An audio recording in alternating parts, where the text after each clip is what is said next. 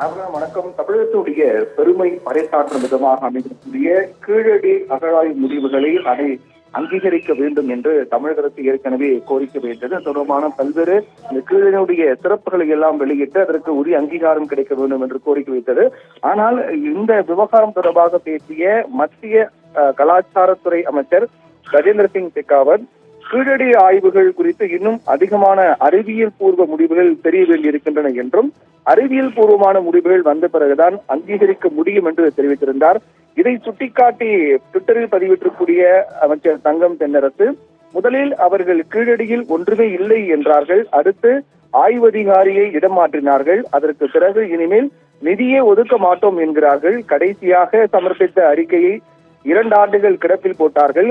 இப்போது ஆதாரம் போதவில்லை என்கிறார்கள்.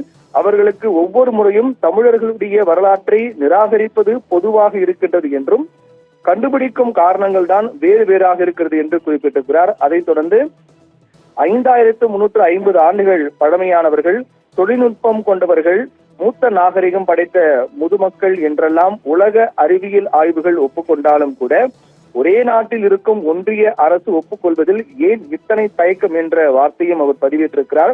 தமிழர்களை எப்போதும் 2ஆம் தர குடிமக்களாக வைத்திருக்க வேண்டும் என்ற இந்த ஒரு நிகழ்வு என்பது தனியாகாத தாக்கலாக மறந்து விட்டீர்கள் என்றும் வரலாறும் அது கூறும் உண்மையும் உங்களது மலிவான அரசியலுக்காக காத்திருக்காது என்றும் அவை மக்களுக்கானவை, மக்களிடமே சென்று சேரும் என்று பூனை கண்ணை மூடிக்கொண்டு விட்டால் உலகம் இருண்டு விடுமா என்ற கேள்வியும் அமைச்சர் தங்கம் தென்னரசு எழுப்பியிருக்கின்றார்.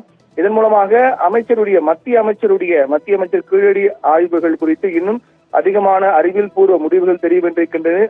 அறிவியல் பூர்வமான முடிவுகள் வந்த பிறகுதான் அங்கீகரிக்க முடியும் என்று மத்திய கலாச்சாரத்துறை அமைச்சர் கஜேந்திர சிங் ஷெகாவத் தெரிவித்த அந்த பேட்டியின் எதிரொலியாக அமைச்சர் தங்கம் தென்னரசு இதை பதிவிட்டிருக்கிறார். அதற்கு எதிர்ப்பு தெரிவித்தும் கண்டனம் தெரிவித்தும் அந்த ட்விட்டரில் அவர் பதிவிட்டிருக்கிறார். தகவலுக்கு நன்றி பிரவீன்குமார்.